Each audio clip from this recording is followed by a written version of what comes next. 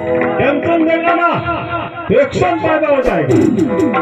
आज के बाद किसी लड़की को बुरी नजर डाली ना साले तो ऐसा बात घुमाकर मारूंगा कि तुम्हारे चेहरे पे भारत का नक्शा बना दूंगा।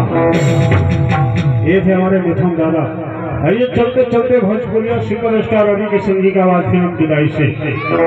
विदाई में रवि साहब सूरज नाम से जाने जाते हैं, रिंकू घोष सुगंधा। ये दोनों एक दूसरे से बहुत प्यार करते हैं।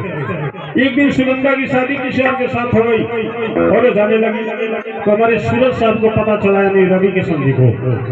और रवि साहब अपने आंखों में आंसू का समुंदर और दिल में दर्द का तूफान उठाए हुए रोते रोते पहुंचते सुगंधा की डोली के पास और बड़े दर्द में रोकर बोल पड़े, वो कहा ना सुगंधा, हम तो से बहुत प्यार करेंगे और हम तोरा बिना जी ना सकेले। अगर तू हमरा के छोड़ के चल जाइबू ना तो धरती माई के सगंध मार हम तो तोरा याद में तोरा के मर जाएगा। तो देखा ना सुगंधा, जितना केहू प्यार अपने खुद और भगवान से ना करला ना उतना हम तोरा से कहले वाली रे, तू हमरा के छोड़ के मत जो रे। इतना बोलने के बावजूद भी वो चली गई, जाना ही था।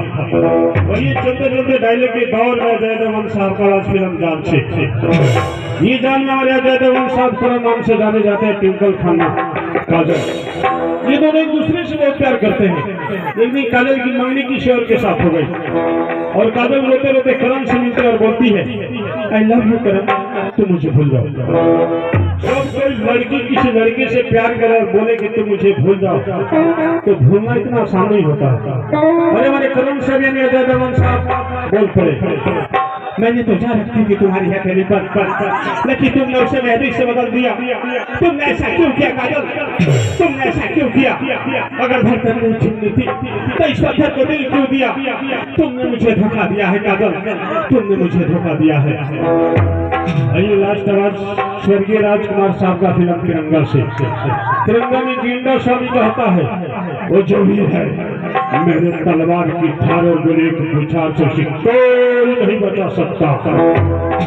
हमारे स्वर्गीय राजकुमार साहब कैसे बोल पड़े,